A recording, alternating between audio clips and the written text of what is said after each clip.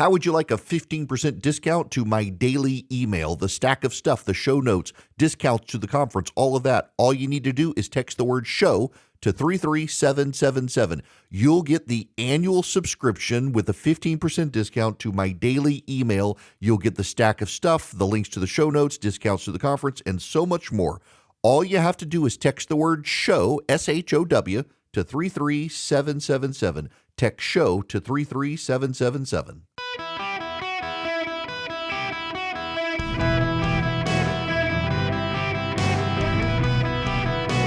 Welcome to the Eric Erickson Show podcast, Hour 3. Greetings, conversationalists. Welcome. It is Eric Erickson here across the fruited plain, 877-973-7425. I kid you not, we had two gentlemen call our program to argue gravity is not settled science. I don't even know what to say about that. I really don't. Y'all, if you text the word Eric, E-R-I-C-K, to 33777 and you click the first link, that's our show notes. And if there's a free option and a paid option. If you get the paid option, not only do you get, for example, we're going to be doing another Not Safe for Radio show, and you'll get advance purchase tickets before anybody else. Keep in mind, it's sold out in 6 hours the last time. So if you get the paid option, you will get advance purchase ahead of everybody else. But you also actually get the show notes that comes out when the show starts. And the show notes are everything that I talk about on the show and the stuff I don't have time to get to. And I wasn't sure I was going to have time to get this, but it's such nightmare fuel for me. I need to get it out or I'm going to obsess with it. So I was not going to start this hour with this topic, and I'm not going to spend an exhaustively long time talking about this topic, but I must talk about the topic to get it out of my head now so that I can sleep tonight, because otherwise I'm not going to go to sleep because it's nightmare fuel, and I apologize in advance that I'm essentially taking what is the burden of my brain and placing it instead in your brain. A woman in Thailand was found alive in her coffin at a Buddhist temple, was saved from organ donation and cremation because her brother didn't have a death certificate. Wat Rak Prahong Tam, a Buddhist temple in the province of Nonthaburi on the outskirts of Bangkok, posted a video on his Facebook page showing a woman lying in a white coffin in the back of a pickup truck. She was slightly moving her arms and head. Parat Shudthup, the temple's general and financial affairs manager, told the Associated Press the 65-year-old woman's brother drove her to the province to be cremated, and then they heard faint knocking coming from the coffin. I was a bit surprised, so I asked them to open the coffin, and everyone was startled. I saw her opening her eyes slightly and knocking on the side of the coffin. She must have been knocking for quite some time. The brother said she'd been bedridden for 2 years and became unresponsive and appeared to stop breathing 2 days ago. So got a coffin, drove her 300 miles because that's where she wanted her organs donated, drove her to Bangkok so they could take out her organs and cremate her body, and she was still alive. Alive. We had that New York Times expose earlier this year about how some hospitals are ignoring signs that people might actually still be alive when they decide to do organ donation. And one guy actually woke up on an operating table just as they were about to go in and start extracting organs. Y'all, this is nightmare fuel, and I'm sorry. I got to get it out of my head now, and I have to convey it to you guys. This woman, thank God she knocked on the coffin, I guess they wouldn't have cremated her before they took her organs, so they would have opened the coffin at some point to try to get her heart out. Okay. I'm sorry. I can move on now. These are the things you read when you subscribe to get the paid option to subscribe to the show notes. Nightmare fuel for you and your family. Maybe that's not the best way to sell the show notes, but I'm telling you. Nope. We got to move on. The President of the United States has postponed a health care plan. You know, there are days I don't really try to weave a theme through 3 hours of programming. I'm good, but I'm not that good. Today, though, is one of those days.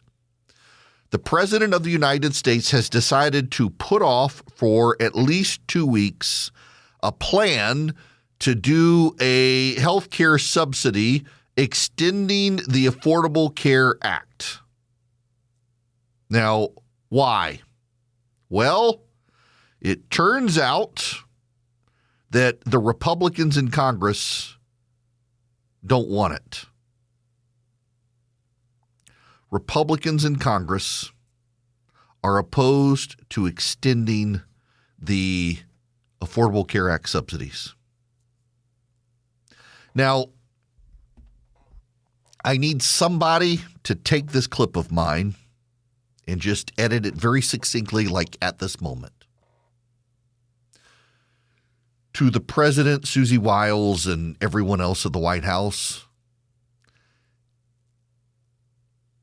I'm not sure who's advising you on members of Congress,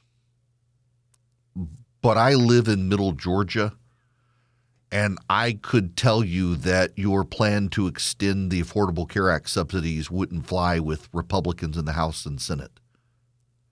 And I'm not sure if the president just decided he was going to do it, or if someone whispered in his ear and said, let's work on a plan.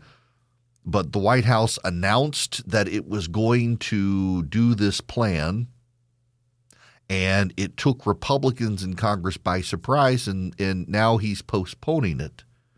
And that's a bad look for the president and for the members of Congress. And it didn't have to get this way if whoever was advising the president about where members of Congress stand on stuff had recognized that you just can't make these guys do what you want to do. The president is famous for his art of the deal, but you got to know the parameters of the deal and who you're dealing with. And I could tell you just from my vantage point in Middle Georgia that the votes aren't there on the Republican side to extend the Affordable Care Act subsidies. And this makes the president look weak at a time he needs to appear strong. Now, you can cut that there, and that gives me the transition to Mark Kelly. So Mark Kelly, as I mentioned the first hour, did the stupid video, and it's a stupid video encouraging members of the military essentially to mutiny, to not follow unlawful orders, but every order is vetted by a group of lawyers. We had actual experts on this who know what they're talking about call in on Friday to explain that when the order comes down to blow up the vote in the Caribbean, it is actually vetted by a bunch of lawyers. So if you decide yourself that it's an unlawful order, you're out over your skis because the orders aren't given unless lawyers clear it. And you're going to get court-martialed. And because you're doing it because members of Congress told you to do it, you're doing it on the advice of others to ignore a lawful order. Therefore, you're committing mutiny, and that's a death penalty crime. Mutiny is a death penalty crime. The attempt to commit mutiny is a death penalty crime. But the Department of Defense, now performing as the Department of War, has announced it's opening an investigation into Mark Kelly because the president is mad and the Defense Department, masquerading as the Department of War without congressional authorization to do so. This is their official statement. The Department of War, that is the Department of Defense, has received serious allegations of misconduct against Captain Mark Kelly, United States Navy retired, in accordance with the Uniform Code of Military Justice 10 U.S.C. 688 and other applicable regulations. A thorough review of these allegations has been initiated to determine further actions, which may include recall to active duty for court-martial proceedings or administrative measures. This matter will be handled in compliance with military law, ensuring due process and impartiality. Further official comments will be limited to preserve the integrity of the proceedings.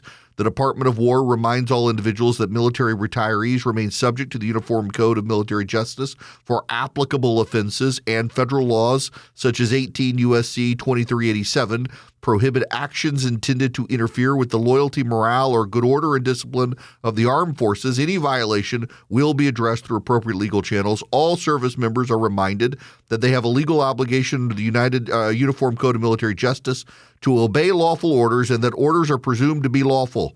A service member's personal philosophy does not justify or excuse the disobedience of an otherwise lawful order. I would like to congratulate Senator Mark Kelly of Virginia for now becoming the front runner for president of on the Democratic side in 2028.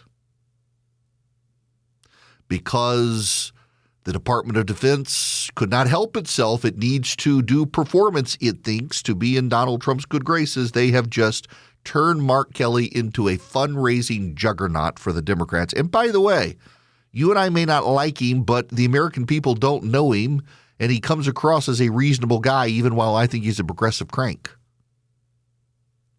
So the kids who run the Department of Defense, masquerading as the Department of War, running their social media account, have just elevated a sitting United States senator into a massive fundraising juggernaut.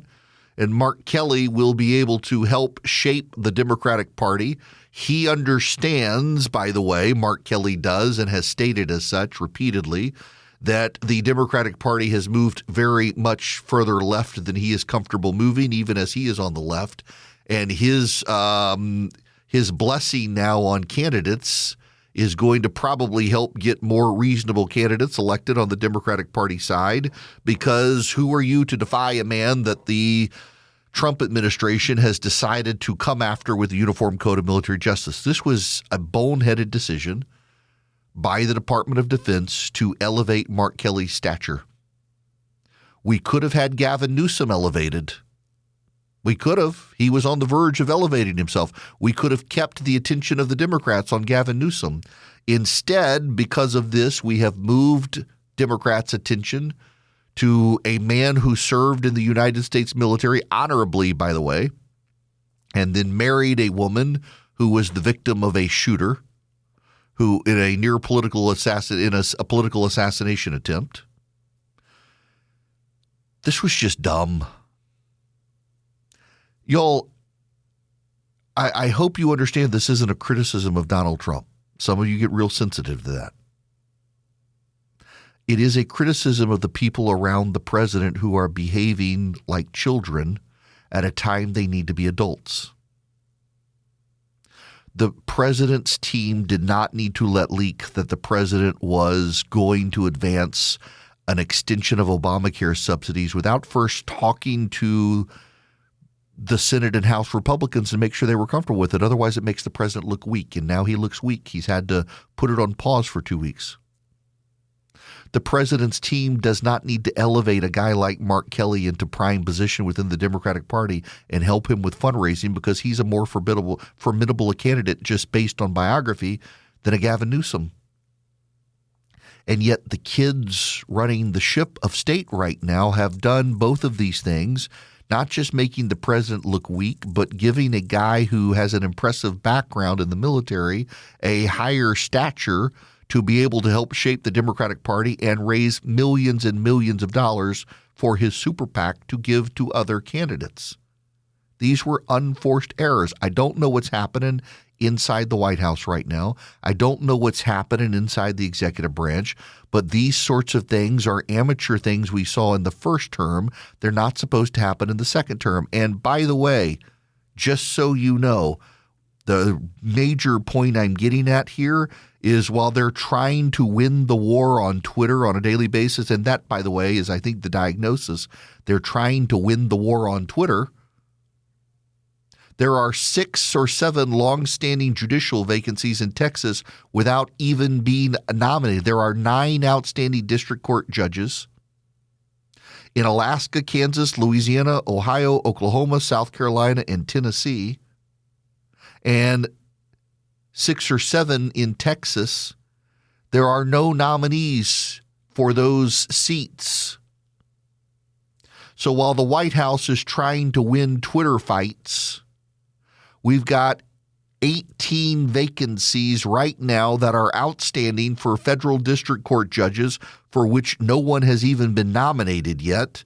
And good luck if the Democrats were to take back the Senate next year getting these things filled. Why are we dragging our feet on nominations and instead elevating the stature of certain Democrats? This is bizarre behavior. Can we not refocus people? Please refocus. Somebody emailed me and said they think I said Mark Kelly's from Virginia. If I did, he's from Arizona. I'm sorry. He's married to Gabby Giffords, the former congresswoman from Arizona who was shot by Jared Lochner. And she has recovered, still deals with the effects of the shooting. But yeah, Mark Kelly was an astronaut and a member of the Navy and a ranking member in the Navy and then ran for the U.S. Senate on gun control and other issues.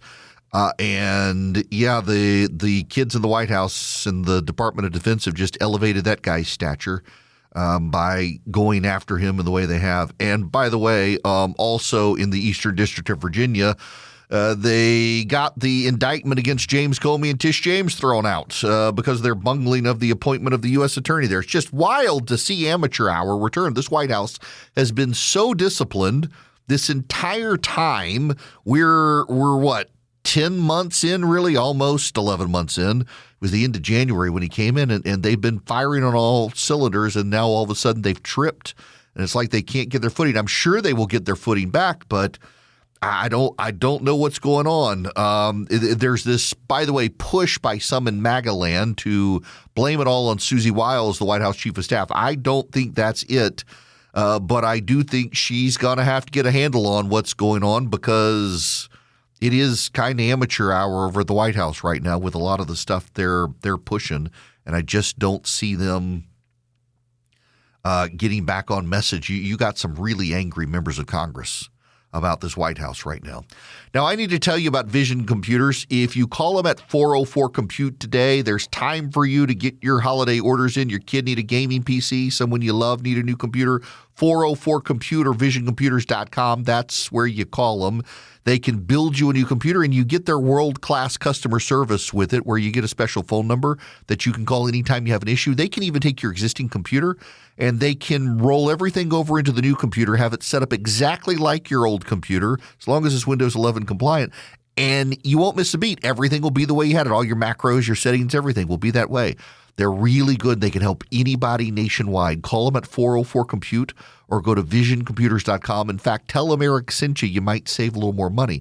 And if you're a company and you need managed IT and your employees don't want to talk to the AI chatbot, they get real human beings with Vision Computers who can help them. They can even remote into their computers and take care of them on stuff. An impressive operation and great people. We've got one of their gaming PCs in our house, and they really are great with great customer service. Call them at 404-COMPUTE or go to visioncomputers.com. 404-COMPUTE or visioncomputers.com. When we come back, the president and Mamdani, they met on Friday afternoon at 3 after I was off air, but it was a very, very funny visit and outraged people across the political spectrum that Donald Trump and Mamdani were nice to each other. What did they expect? A boxing match at the White House? The reaction is worth talking about. It's kind of sad to see. Hello, America. It is Eric Erickson. The phone number is 877-973-7425. Should you wish to be on the program, if you text the word Eric, E-R-I-C-K, to 33777, you can get all the links to everything you need. I got to tell you, there are a lot of people who were very upset with the president having what appeared to be a buddy meeting between the president and Mayor-elect Mamdani of New York. I thought it was kind of funny and endearing to watch them. I thought it was great that the mayor of New York City went all the way to Washington, D.C. to check on one of his residents who lives in public housing, a senior citizen who's been forced into public housing, and the mayor of New York went to check on him. I thought it was very endearing. President Trump, Stephen Nelson from the New York Post. I've got a question for you, and then also one for the mayor. Sure. For you, you referred to Mr. Mamdani as a communist. Can you describe why you feel that way? And also, will you do anything to stop him from arresting Prime Minister Netanyahu if he visits New York? Well, we didn't discuss your second part of the question. And on your first part, I mean, he's got views that are a little out there, but who knows? I mean, we're going to see what works, or he's going to change also. We all change. I changed a lot. From when I first came to office. It's now quite a while ago. It's quite a while. My first term was great. We had the greatest economy in the history of our country. We're doing even better now. We're doing much better now than we did even the first term. And I can tell you some of my views have changed. And we had discussions on some things. I'm not going to discuss what they were, but that I feel very confident that he can do a very good job. I think he's going to be. I think he is going to surprise some conservative people, actually, and some very liberal people. He won't surprise them because they already like him. And Mr. Mamdani. Yeah, look, it was a humorous meeting. You had that exchange where Mamdani was asked if you still think Trump's a fascist dictator, and Trump's like, yeah, go ahead. Tell him you agree. Go ahead. Go ahead. There's this. You're a billionaire. You've got a different address nowadays than you used to, but you used to call New York City home. Would you feel comfortable living in New York City under a Mamdani administration? Yeah, I would. I really would, especially after the meeting. Absolutely. What makes you comfortable? We agree on a lot more than I would have thought. I think I want him to do a great job, and we'll help him do a great job. You know, he may have different views, but in many ways, you know, we were discussing when Bernie Sanders was out of the race, I picked up a lot of his votes, and people had no idea because he was strong on not getting ripped off in trade and lots of the things that I've practiced and been very successful on. Tariffs, a lot of things. Bernie Sanders and I agreed on much more than people thought. And when he was put out of the race, I think quite unfairly, if you want to know the truth, many of the Bernie Sanders voters voted for me. He's actually telling the truth there. He did get the Bernie Bros crossover for him. So Mamdani was on Meet the Press this weekend and had this exchange with the host, Kristen Welker, over their meeting. To be able to live there. But did you expect it to be so chummy? What was going through your head when you were standing there? You know, I thought again and again about what it would mean for New Yorkers if we could establish a productive relationship that would focus on the issues that those New Yorkers stay up late at night thinking about. Because so often in our politics, we try and tell people what they should be worried about, what they should be concerned about. But when you actually ask New Yorkers and you listen to them, you hear it come back to the issues that animated not just the conversation the president and I had with the press after our meeting, but frankly in the meeting itself. It was a conversation where we spoke about the need to deliver on this agenda. And I appreciated that when we had that meeting, it wasn't just in the Oval Office. He also took me into the cabinet room, and there we were looking at portraits of presidents of years gone by, and we admired a portrait of FDR. And in many ways, when I think about the candidacy that we've put forward, it looks to Fiorello LaGuardia as the greatest mayor in New York City history. You can't tell the story of LaGuardia without telling the story of FDR and the story of a relationship with the federal government that finally delivered at the scale of the crisis it was facing. Well, prior to your meeting, I don't have to tell you this, President Trump repeatedly threatened to cut off federal funding to New York. And maybe he still will. You know, here's the thing. Did anyone really did you expect there to be like public, like a Zelensky meeting? I think there were some people who were hoping that it would be a Zelensky meeting where Zelensky had to sit there and take it. Mamdani would have become a bigger political star in the Democratic Party had Donald Trump done to him what he did to Zelensky at that meeting, because Mamdani would have given back as good as he was getting. It would have been a viral, explosive moment, and it would have helped both men tremendously with their crowds. So why give people that? Why give people the fight that they wanted when you can have this conciliatory buddy bromance sort of meeting? And I gotta say, it was an endearing meeting between the two guys. This is the exchange that I was thinking about. This is from Jackie Heinrich from Fox News. I want to clarify your answer to Stephen Nelson. He asked about your comment calling the president a fascist, and your answer was, well, President Trump and I have been clear about our positions and our views. Are you affirming that you think President Trump is a fascist? I've spoken about. That's okay. You can just say yes. Okay. All right. Okay. It's easier. It's easier than explaining it. I don't mind. He pats him on the shoulder. Yeah, look, it was a funny moment. But I was traveling Friday afternoon, headed up to this place called Barnsley Gardens. I had a team meeting with my team this weekend, and I get up there. This meeting has happened, and the conservatives are furious with the president for not giving him the business, for not doing to him what he did to Zelensky. How would that have helped? How would it have advanced anything other than elevating Mamdani? It's like the Mark Kelly situation with the Department of Defense today, saying essentially they're going to investigate him in the Uniform Code of Military Justice and maybe bring him back to active duty to court-martial him. How does that help anyone other than Mark Kelly? It's going to turn him into a fundraising juggernaut. He's already, by the way, pushed out his fundraising today. How does it? How honestly, in all seriousness, how on earth does it help anyone other than Mark Kelly to do that? It elevates his stature among people without causing him harm, because Republican senators themselves will be outraged if this happens.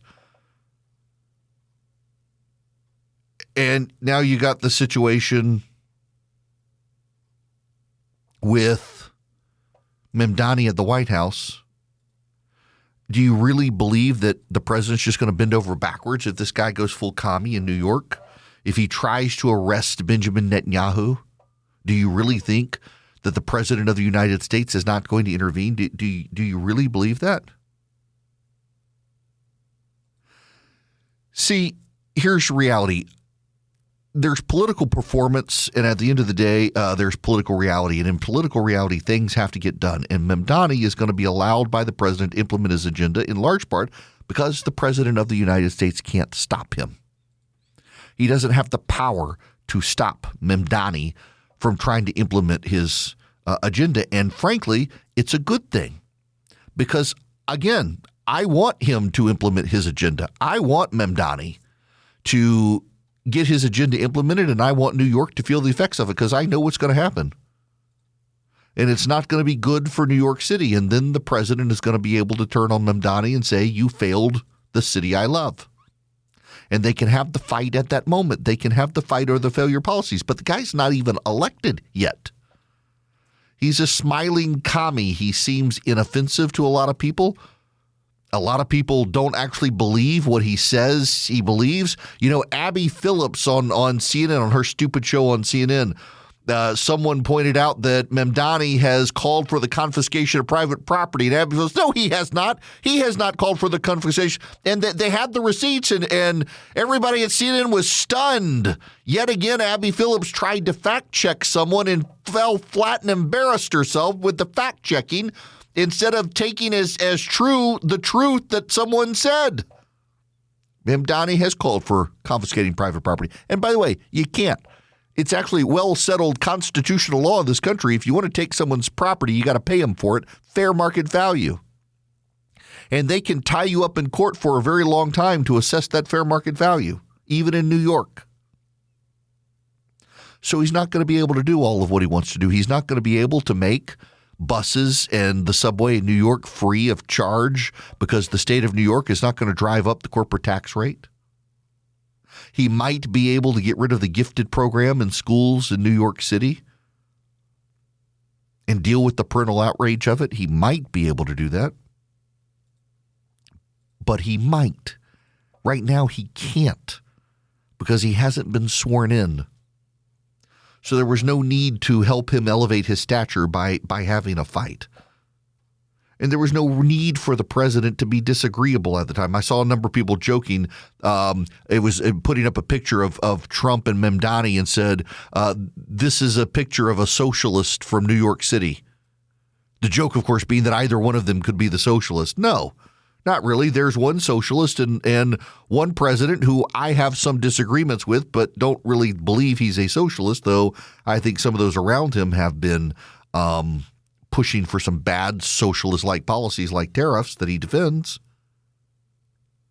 But people just keep wanting to fight in politics. One of the lessons I learned as a political operative years ago when I was running races is there's no reason to elevate your opponent. There's no reason to help elevate the opposition. Now, occasionally you want to elevate the opposition if they're an idiot.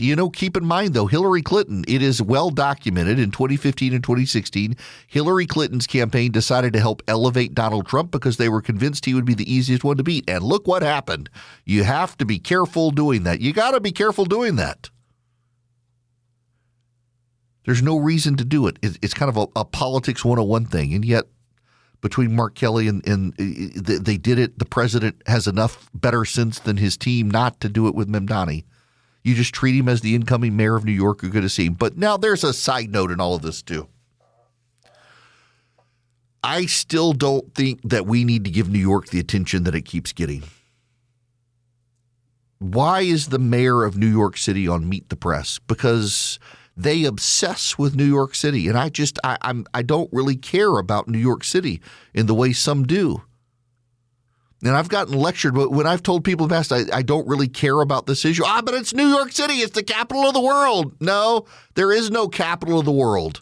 To the extent there's a capital of the world, it's Washington, D.C., not New York City. And I don't much care about Washington, D.C. these days. But New York City, it's just the media obsesses about it. The media obsesses about it because so much of the media lives there. The media has been able to give a pass to Chicago and San Francisco and their leftward drift. Now they're going to feel the effects of it with Mamdani there, and I think that's a good thing. I think they need to feel it. And I get people that but most of these people, they live outside the city and they commute in. But still, they're going to feel it with the commuter tax. They're going to feel it with the income tax because they work in New York City. When I filled in for Rush, I was limited in the number of times I could go to Rockefeller Center and do his show in a year because if you earn more than $10,000 a year inside New York City, you had to pay taxes. These people, they're going to go into the city and they're going to feel the taxes, the local taxes that the Mamdani administration with the New York City Council imposes on them. They're going to feel the effects. They're going to see the homeless. They're going to be harassed by the homeless. They're going to see it when they go to restaurants in the city, when they're on their break. They're going to see it. They're going to feel it. And I think it's a good thing. I think it's really a good thing. But I also think it's not a thing that you or I, if we're not in New York City, really need to care that much about. But yet the media obsesses about it. And the president does because he's a New Yorker. He may live in Florida now, but he's a New Yorker. So he cares about it. I'm just not really sure why the rest of us have to. And I feel like I got to talk about it because it is actually a big story. It is a big story. It is big news. I just don't think it should be. Breaking news. Federal prosecutors say two Texans, Gavin Rivers Weisenberg, age 21, and Tanner Christopher Thomas, age 20, plotted to recruit homeless people as a mercenary army to seize Haiti's Gonave Island, kill the men, enslave the women and children, and allegedly planned to buy a sailboat and weapons for the attack. Now, with the names Gavin Rivers Weisenberg and Tanner for Christopher Thomas, it sounds like they should be playing lacrosse.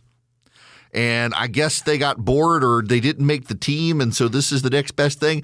I mean, how is this a crime? How is it a crime to plot the overthrow of an island that's not an American? What exactly are the charges? I mean, when I was a kid, we used to do this stuff. I mean, who hasn't tried to recruit an army of homeless men to take over an island, kill the men, and enslave the women and children? And who among us?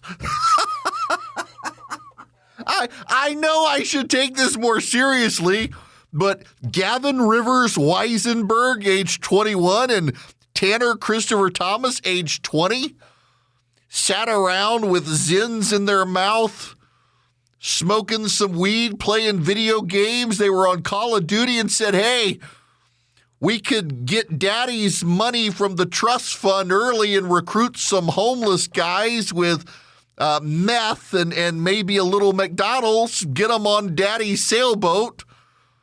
Get Uncle Bob's guns and we could take over an island, just like in the movies. And the other guy's like, bruh, we could totally do it. I can get some money from my mom's bank account, bruh. She's got traveler's checks in the console of her car, dude. Gavin Rivers Weisenberg and Tanner Christopher Thomas. Instead of going to lacrosse that day, they got on Call of Duty and plotted the takeover of an island. And now they're going to be charged with a federal crime. I'm sorry, the story's just acknowledge the story's absurd. A 20 and 21-year-old allegedly plotting to recruit homeless people as a mercenary army to seize an island off the coast of Haiti, kill the men, enslave the women and children, and they were going to buy a sailboat and weapons for the attack. Yeah, that was going to work. And they really do look like lacrosse bros. They look exactly like you with their mugshots. One of them is like, "Why was I here? I was on Call of Duty rambling about this. It wasn't real." And the other one was like, "I'm better than you." I mean, his mugshot really does look like, "I am better than you, bro." Wow. This is what idle lax bros do when they have time on their hands. They plot the takeover of islands off the coast of Haiti. You know, I had some friends who they plotted opening a bank in Oklahoma. They actually did it, and they've actually helped people opening a bank in Oklahoma. It's now called Old Glory Bank. You can get a bank account with them. I've got a checking account and a savings account with them, and I very much enjoy my accounts with them, oldglorybank.com/Eric. I've got a no-fee checking and no-fee savings account. Every once in a while, I forget about my savings account because I just put money in it and leave it alone, and it gets interest. And I'm like, wow, I've saved some money. Usually, I'm the bad guy when it comes to saving money, but I save money. oldglorybank.com. They make it easy. oldglorybank.com/Eric. If you're an active duty military veteran, first responder, they will save you some money on fees. Their premium accounts. You're a business. They've got great business checking, business savings. They do business lending. They do home loans and CDs. They're a full functioning bank, and you can even deposit cash despite them being an online bank. They figured that out. oldglorybank.com/Eric, member FDIC, equal housing lender. Terms and conditions apply.